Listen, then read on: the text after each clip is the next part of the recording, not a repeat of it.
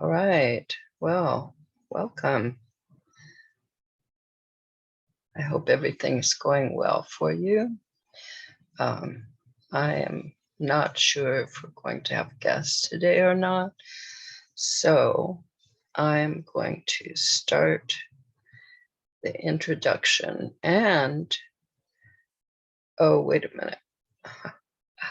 I remember I have to do the screen share first. Okay. All right. First, I'm going to open up the introduction, and I was able to put in the new little part that is going to be very helpful, I think. That's why I put it in. Okay. Let me get this to a good starting place. Okay.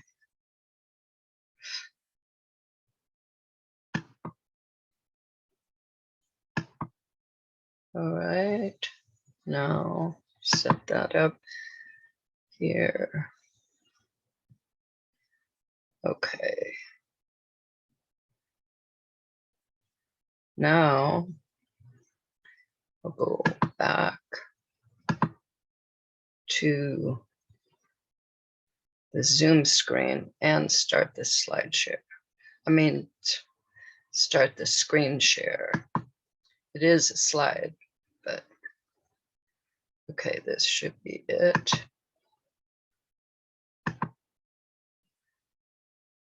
All these little things that need to be done here. Okay. Screen sharing. All right, let's start the slideshow.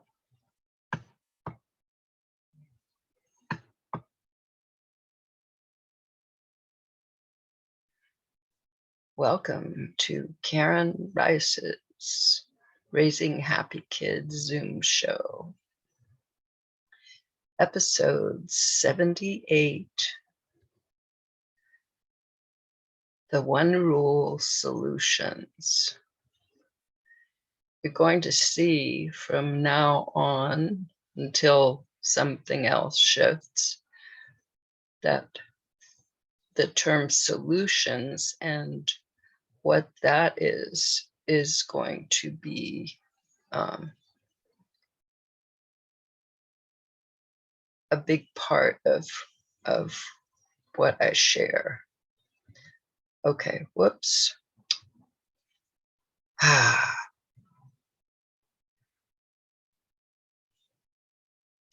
Okay, it skipped the first slide, so we'll go to the second. Each episode has at least one example of the one rule in action, demonstrating how it helps you raise a happy child. Then, when we have guests, we have Q&A and discussion. When I talk about raising happy kids or creating harmony with kids, I bring up the one rule. The one rule equals agreement. Agreement equals harmony. Using the one rule means you find agreement. That's the rule.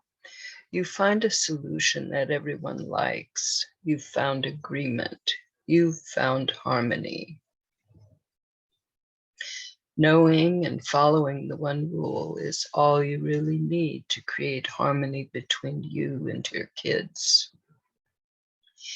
In any situation where there are differences that might lead to conflict between you and your kids, use the one rule. I learned this strategy from 3-year-old children. I was teaching them a complex conflict resolution strategy, actually intended for adults, and they taught me this. So don't think you're in for a rough time. It's simple, it's easy, it's powerful and effective. It works if you use it. The one rule: start strong. You've decided that you really want harmony with your child. That sounds so good, right? Everyone feeling good and getting along. You've decided that you do not want to make your child do what they do not want to do, and you do not want to do what you do not want to do, and you're going to make this work. You have decided that you want to use the one rule to make this happen. This is going to become your new habit. You remember that when you use the one rule, you are sharing the following messages with your kids. I want us all to be happy. We are each important. Together we can solve our problems. I believe in you. I love you. To create this new habit, you're going to start with yourself and what you want. You decide that you are going to let how you feel about a situation determine whether you agree with it or not. If it feels good, then you can agree with it. If not, you cannot. Think about a situation. Ask yourself, is this situation okay with me just as it is? If yes, good. If no, what would have to change, be different, so that I could feel good about it? Maybe several versions of this situation would feel fine with you, maybe only one. This exercise, this practice, helps you make a habit of following the one rule. No matter what age your kids are, this exercise helps ensure a strong start and makes following the one rule so much easier. Here is an understanding that might make following the one rule even easier. Recently, I asked myself a question. What do I want people to feel when they are connecting with my work? I definitely want them to feel good about themselves. Then the following answer appeared, to my surprise and delight. I want people to realize that they are already using the one rule. That understanding surprised me, and as more and more of it was revealed to me, it delighted me. Of course, people are already using the one rule. I'm not teaching them anything they don't know. I am not teaching them anything strange to them. I am just helping them expand their use of something they use daily without thinking about it. They use it, you use it. Every time you come to a decision inside of yourself, you're using the one rule. Most likely you had to consider several options or possibilities to reach that decision, even if it just took you a few seconds for you to agree with yourself. That is what I want. You also use the one rule whenever you agree with someone else. Together you come to a decision, an agreement. Yes, tomorrow I'll go to the auto parts store after I get my nails done. Even with your kids, you're using the one rule. You're coming to agreements. Think about it. Of course you are. You are just not thinking of it as a rule, as something required. So at times, you are not coming to agreement. I am here to help you think of coming to agreement as required, as a rule, as the one rule. You just expand the situations where you come to agreement until coming to agreement is just what you do and your kids do. It is the rule you and your kids follow. When you use the one rule, you are creating harmony. Your kids are creating harmony. You are becoming used to creating harmony, familiar with how good it feels to everyone involved. One point to be clear on is that even if a situation seems complicated and it seems that it is impossible to find a solution that everyone involved can feel good about, it is still possible. An important thing to remember is that there is a way for things to work so that everyone involved gets to feel good. Keep that in mind. This has been my experience whenever I have made this effort. A clear, helpful way to introduce using the one rule to your kids actually originates from the first time the children introduced me to what is now the one rule. You can do what I did. So they could understand what we were doing, I told the two little girls 3 things. 1, you are each important. Point to each person involved. You are important, and you are important. And if it is your problem too, I am important. 2, you or we each deserve to feel good. 3, we are going to use the one rule to help this happen. Then tell them what the one rule is. When you actually start working with your kids using the one rule, helping them follow their interests is one of the easiest ways for you to start. That makes sense, right? It is also one of the most beneficial things you can do for your kids. Why is it good for your kids to do what interests them? One primary reason is that their interest is a key to helping them become the best versions of themselves that they can become. When we do what interests us, we are very engaged and focused. Think about doing something that interests you.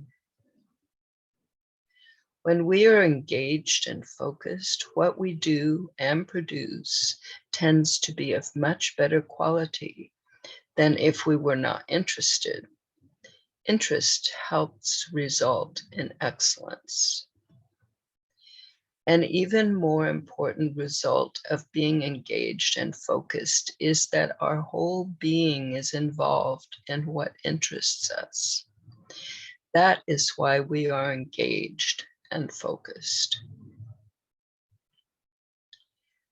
We are experiencing harmony, inner harmony. That is a good reason to allow and encourage our kids to do what they are interested in doing. I have observed children doing what really interests them, and they become peaceful, harmonious people, even if they were not before. Now, it does not mean that everything that interests our kids is going to always interest them. They may be interested for 10 minutes or 10 days or 10 years, or even for their lifetime. The point is that they are following their interests, not the specific thing or experience that interests them, or the length of time it interests them. So if they ask for your help, please help your kids follow their interests. If for any reason you really do not want to do what they are asking you to do, that is a perfect time to use the one rule. Another reason for helping your kids follow their interest is one that is taking care of you too. When they are eager to do something, instead of resisting doing it, You do not have to encourage them to do it or insist that they do it, let alone force them to do it. Think of how much of your time and energy could be available for you to use as you wish. Helping them follow their interests is actually the one rule in action, taking care of you and your kids. I'm glad you're here. Okay, let's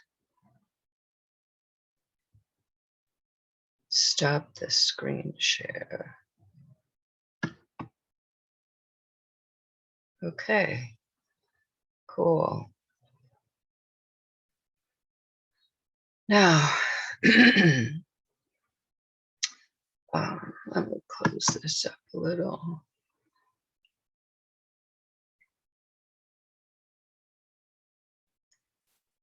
All right.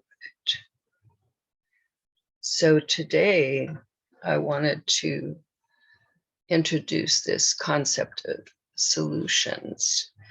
It's something that's come to me during this last week. Of course, solutions is what the one rule is all about, but sharing them is a lot of what I've done, but actually sharing how to get to them is even more of what I've been doing for a long time, actually both. But I want to start focusing on the solutions. And so I thought I would start, let me find, okay, here. We did a little of this last time, and we'll do some more today. Okay.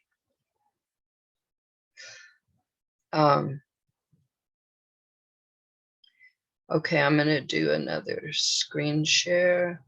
I have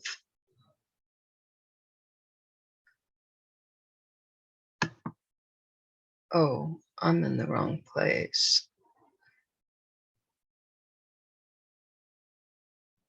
Okay, there. Now, let's close that up. Okay. Now, screen share. Okay.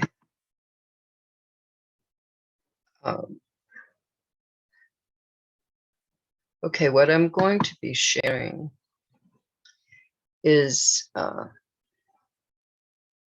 some of the solutions that came from questions that people actually asked me a number of years ago when I had a newspaper column called The Power of Respect. And every week I would get questions from people in the community, and they would allow me to answer their questions in the newspaper for the column.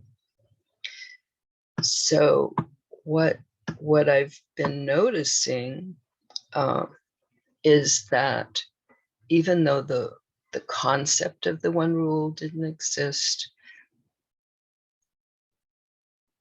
basically what I share is like that. And what I've come to realize is that I've been sharing a lot of how-tos. At one point, one of the mothers of the children at Children's House said she wished that I would write what my perspective was, because it was so different than other people's. And she wanted to know what it was. What did I think about? And so that's been a major part of what I have shared and have continued to share. And another mother, someone I coached, asked me, like, she told me something that happened with her child and said, how would you deal with that situation? And that is where this new concept, well, it's not really new because it actually came out in my original book where I had lots of examples, but I didn't think of them like I'm thinking now, and I didn't have the one rule, which will make it easier for everybody, even me, to explain things and share things. So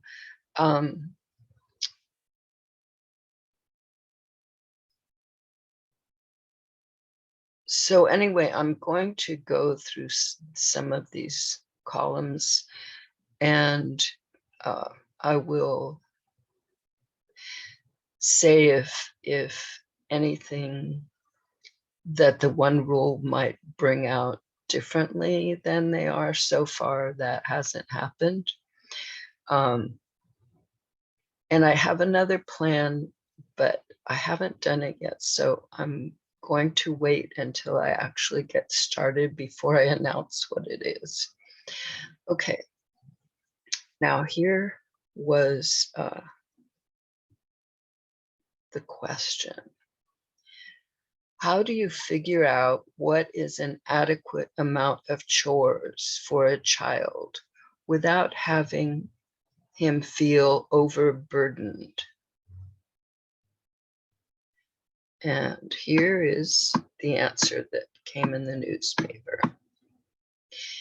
People are more likely to work willingly if the tasks are ones they have chosen. You might make a list of all the chores for the day, and in the morning, the members of the family choose the work they plan to do that day.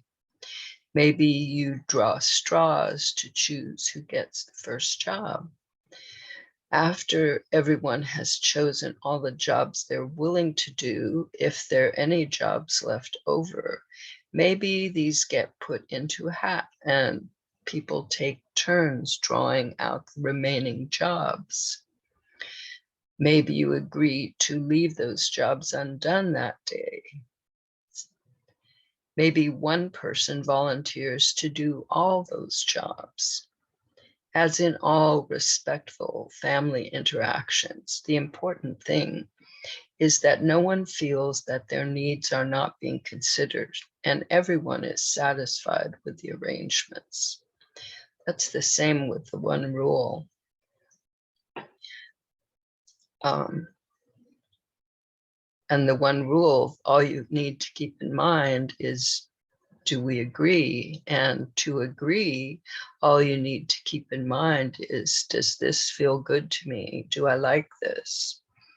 And agree with those things you do like, and don't agree with things you do not like. That's it. Maybe on the weekend, you bring out the weekly job chart or the file card box you have made. I did one of those once.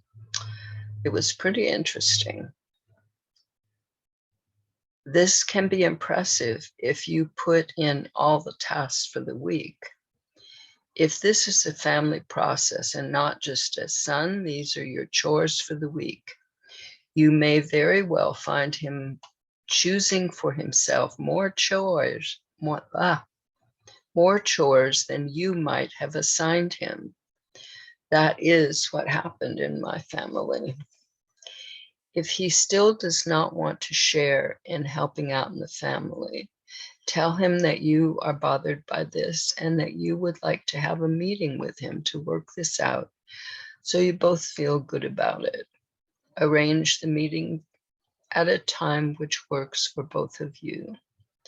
Make sure he understands that you both have to feel good about anything that you decide at this meeting. If one of you doesn't like an idea, it won't be done.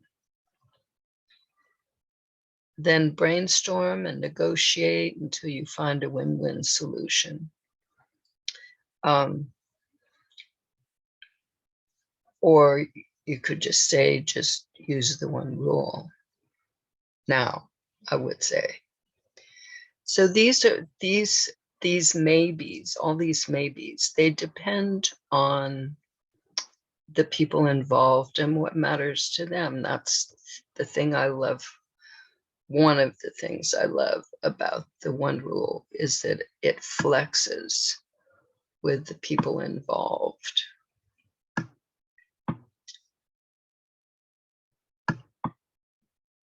Here's the next question.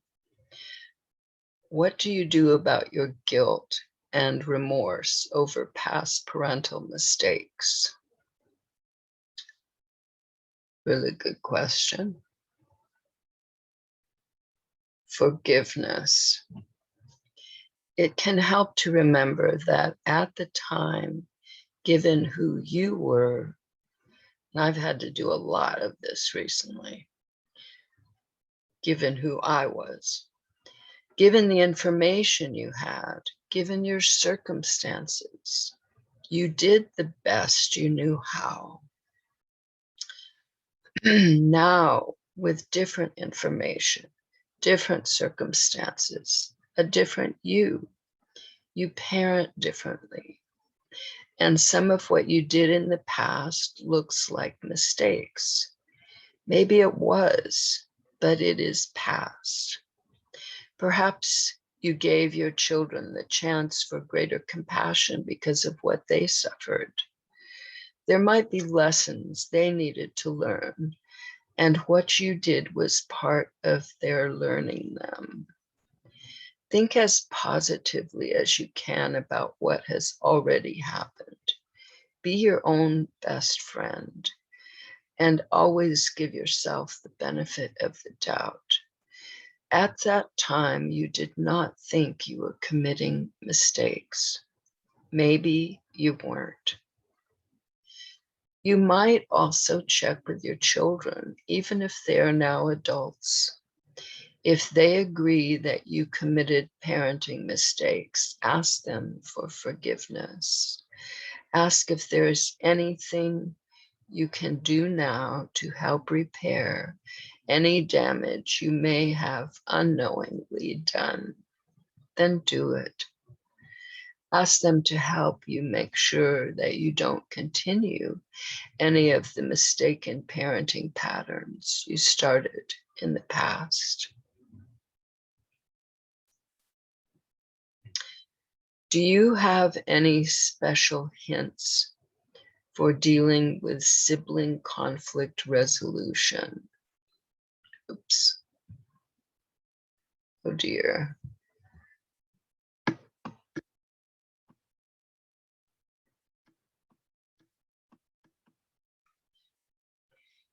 Here, as in so many conflict situations, the process of discovering mutually agreeable solutions involves valuable peacemaking skills. Making sure that communication is clear, that the people involved understand each other accurately, brainstorming for solutions, and negotiating a win-win resolution to the conflict. It is helpful if issues are dealt with when the siblings are not engaged in conflict, though these tools can certainly help resolve conflicts while they are happening. Yeah, now this makes me think of something I want to share. The one rule brings about a situation where conflicts don't happen because everyone that is using the one rule becomes solution oriented. They become mutually agreeable solution oriented, because everyone knows that they have to find something that everyone involved likes, that they feel good about, that satisfies them. And so everyone starts thinking along those lines. And so conflicts don't develop, because finding agreeable solutions is what everyone's doing. So, so it's not, you don't end up with a conflict that you have to resolve. It finds a different path altogether. So, but before you have established the one rule as a practice in the family, there could continue to be conflicting situations until that happens. And it can happen fast, or it might take some time, but it's inevitable as long as you keep focusing on using the one rule. If they're already fighting and it doesn't really bother you, just ask if anyone wants your help. If they do, and this is what I did at Children's House that was a basic practice. If I noticed that kids were having trouble, or that it looked like they were heading toward trouble, I would just go to them and ask if anyone wants my help. If they do, they usually begin telling their side of the story immediately. If you are uncomfortable with their fighting, let them know and offer to help them sort it out so they can both feel good about what's going on. If they don't want your help, you might ask for their help. Tell them that you have a problem with their fighting. Let them know how it makes you feel. Ask them if they would help you find a solution to your problem. Then brainstorm and negotiate. Sometimes fighting escalates into physical fighting. If that's not okay with you, then put your body on the line, stay between them until you all come to some mutually acceptable agreement. If they do want your help, and I've done that, even with some of the kids that were bigger than me, and that wasn't at Children's House, but it was connected with Children's House.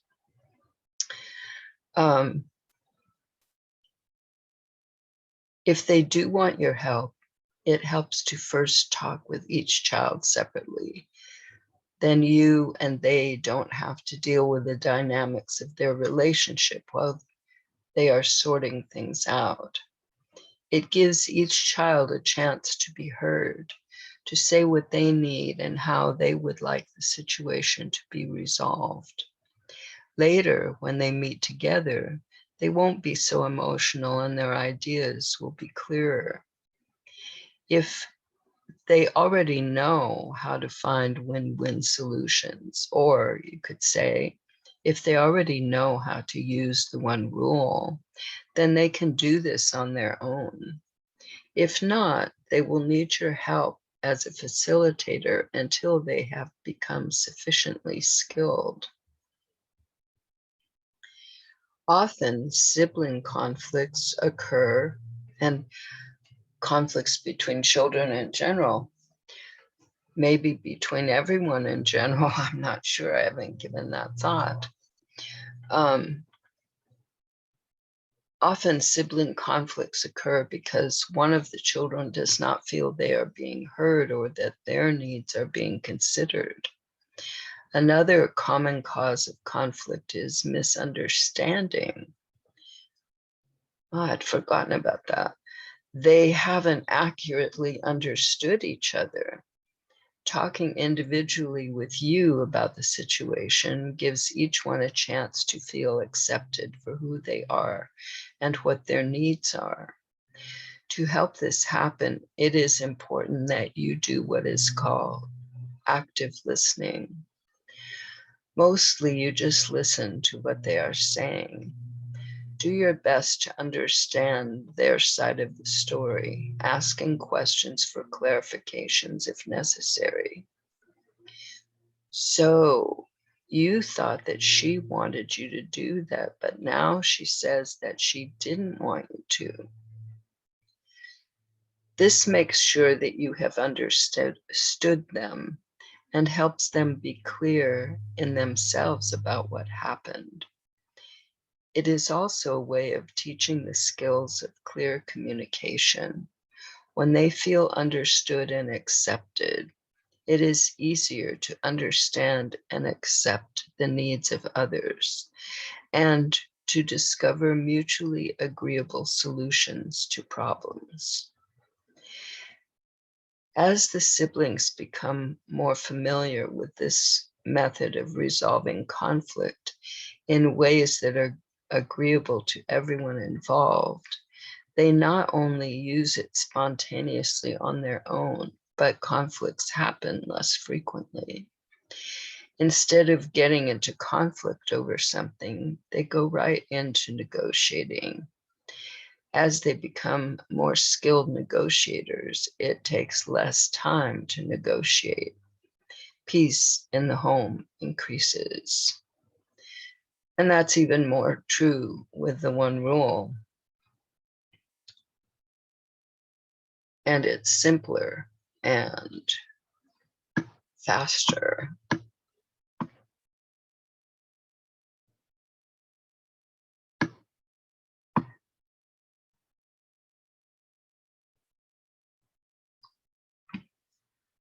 Okay, here's the next one. And I haven't gone through these, so I don't know everything that's in there. So we'll see. Okay, I want my son to have money. What do you think is a good way to go about this? There are many good workable possibilities. As an example of options, the late great family therapist Virginia Satir once figured out, well, she and her team once figured out more than 250 ways to wash dishes, varying who was involved and how they did it. The important thing is to find which way or ways work for you and your son.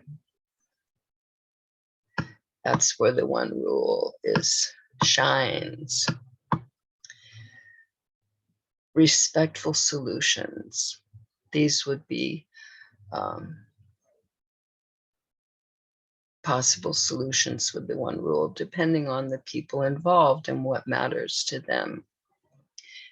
You give him a fixed amount every month or week or day.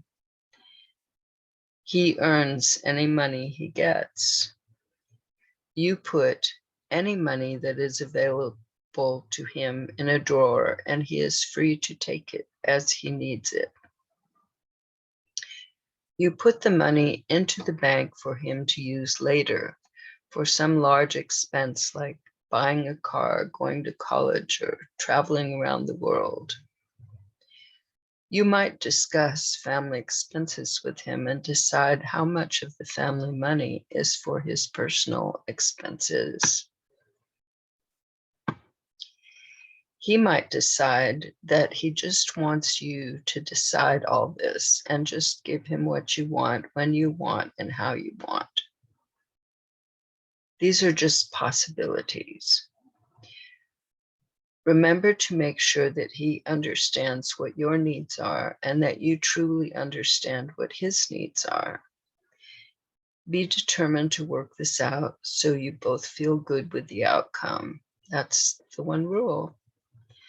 Plan to reevaluate later, maybe after a week or so, to be sure this agreement really works for you both.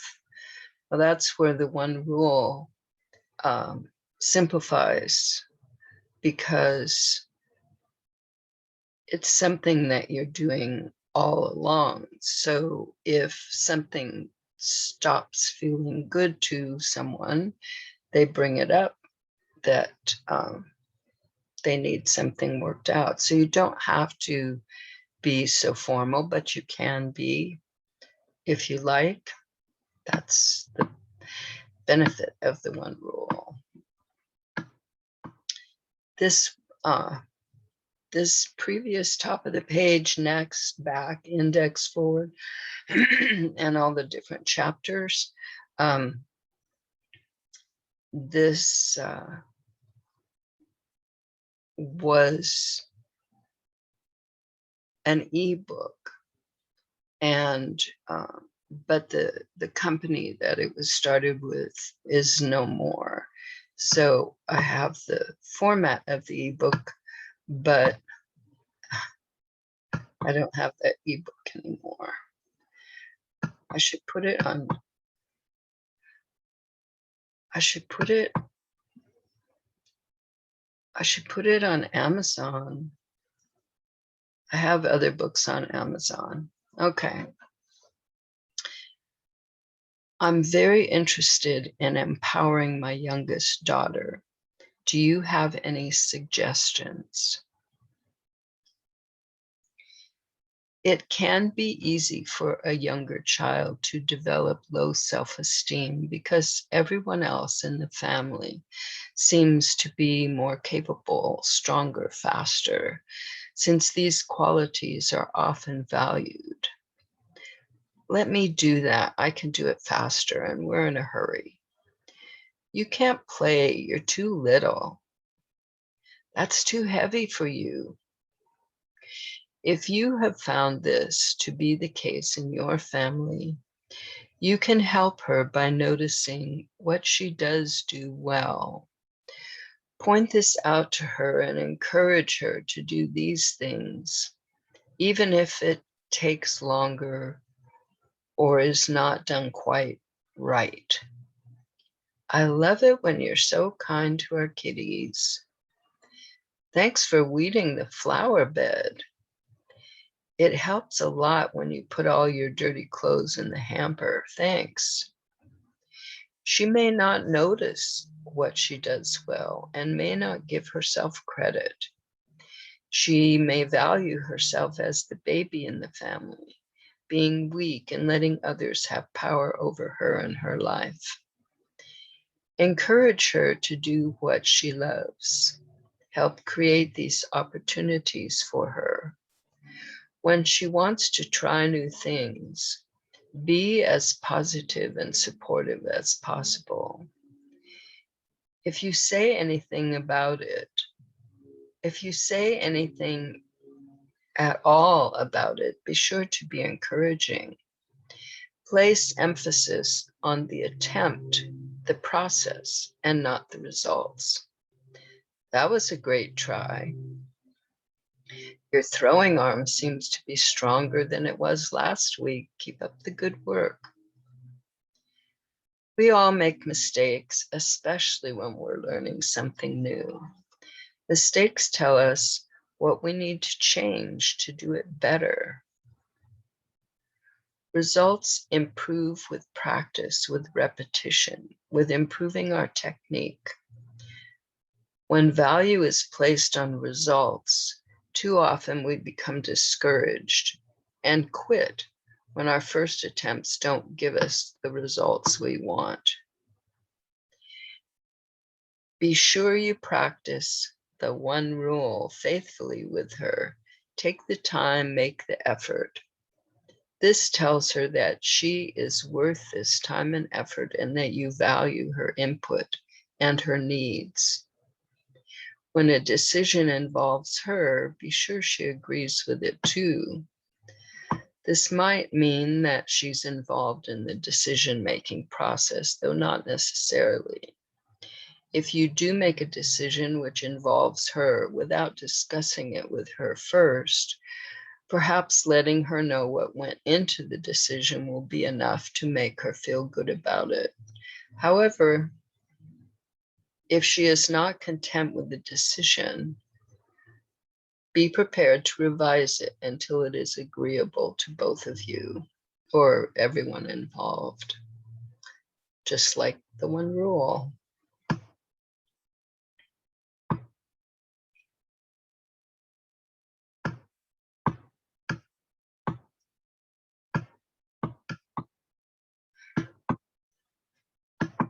I've been in your workshops before, and I'm getting better at being respectful with my children. My problem is not with them, but with my husband. He is not willing or interested in being a respectful parent. When I see improvement in my son's self-esteem go down the drain because of something his father says to him, it breaks my heart.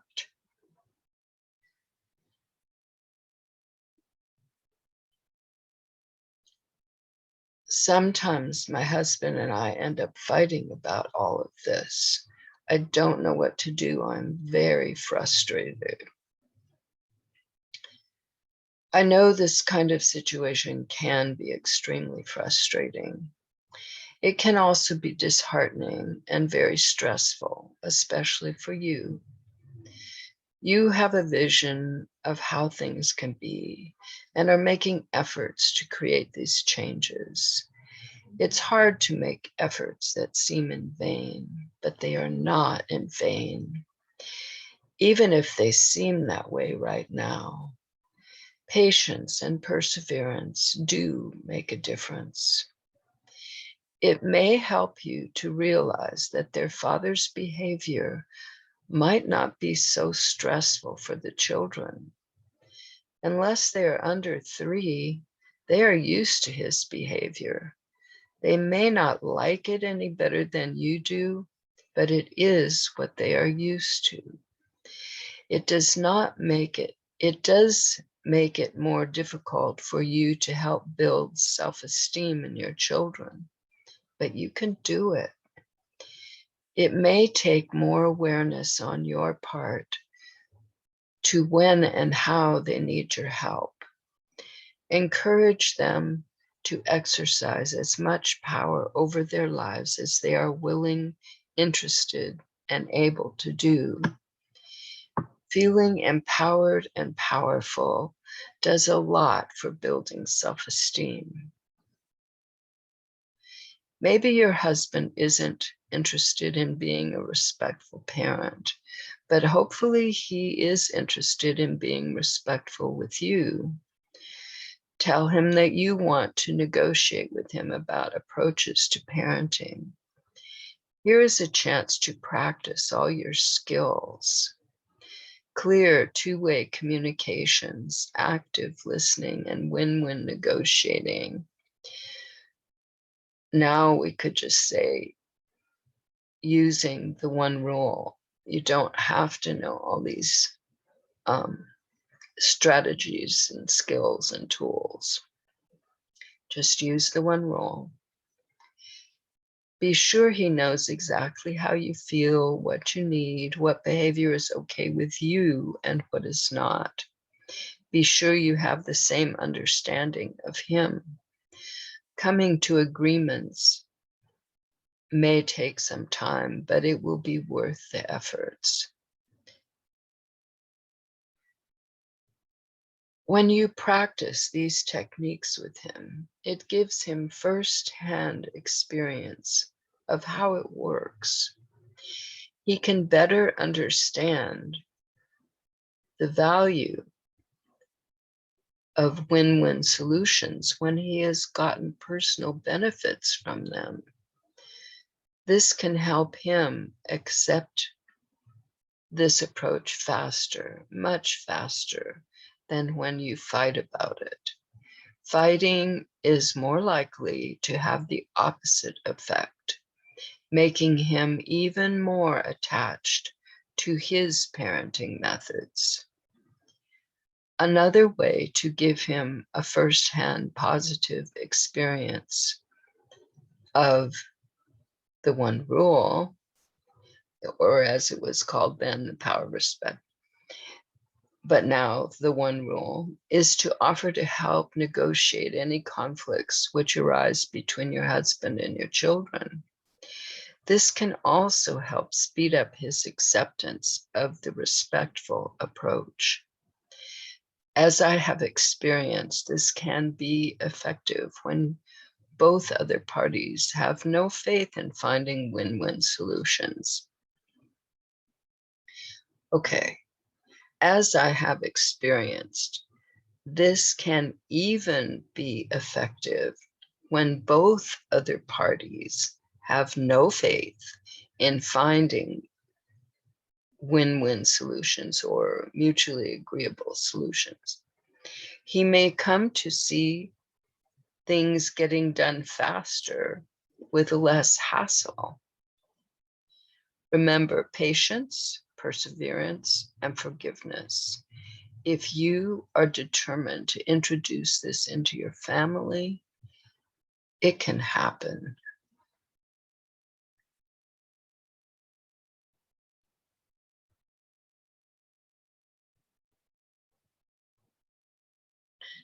Okay. I think the next thing I'm going to do, let's stop this screen share. And let me go over here and get things set up a little bit. Okay. Oh wait, that's not what I want.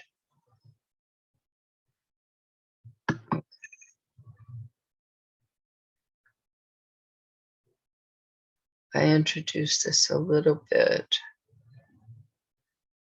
before. I'm going to show you some of the changes on the website. It's getting closer and closer to launch day. I have to think of what special gifts I want to give for launch day. One just came into mind. It was something I offered a number of years ago. I'm going to see, maybe that would be perfect. I'm going to check it out. Let's see. This is taking a long time. See, I set other things up, but I didn't think about this. Let's see.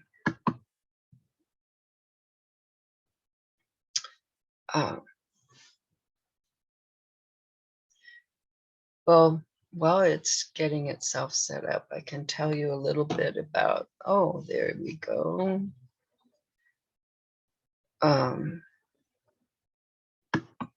I can tell you a little bit about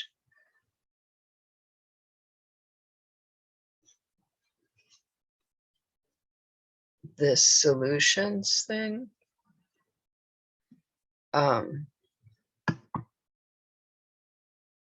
Oh, silly me. Okay, let's see.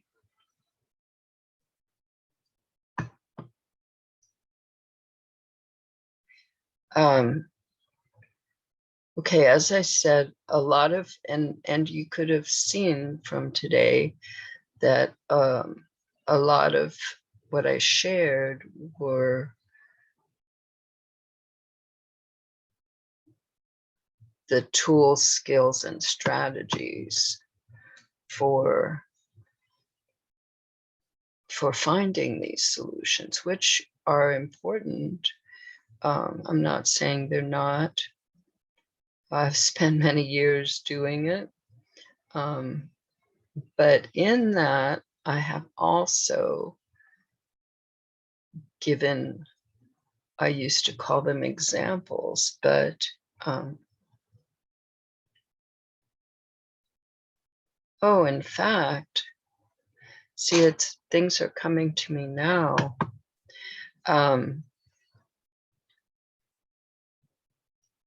One of the things I'm going to make available to people is me helping you find solutions. And that will be a combination of the how-tos and the examples. So let's see if this will come up for me.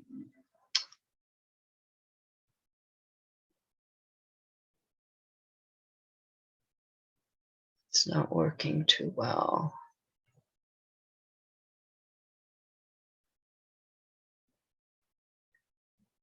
Huh?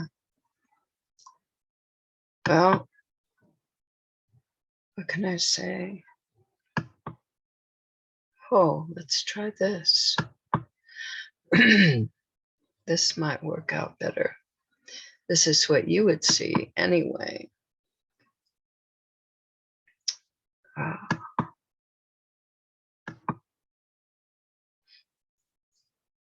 But I don't know. Maybe this is not where we're going today. Okay. It'll probably pop up when I'm all, see? There. Okay, screen share. We have like what? A minute or two. Okay. Now, some of you may have seen this before. This is the new website, and it pretty much has the essence of why I'm doing this, or the essence of what I teach. I guess now the one rule, because we are each important.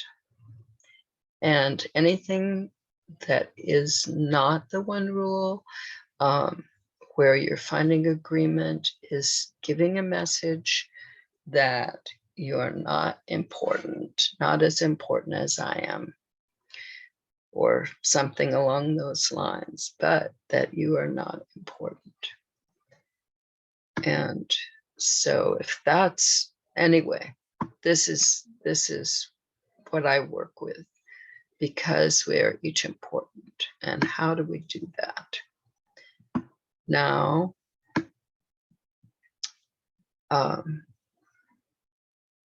when you sign up on the mailing list, you get a copy of my latest book, which is the training on the one rule, and what I taught in my last two books that relates to the one rule. And the book part of it is about 50 pages, and the training part is 12 lessons, primary lessons. There's also pre-work. Anyway, so go sign up, get the book, and then join the member site. That's here. And we're just about done. I wonder if it's going to give it to me.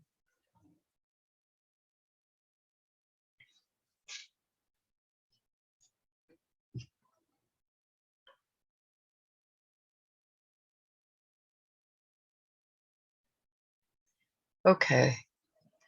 Sorry, this is the end. I wish you a great week. And we're going to close this out. Stop the live stream.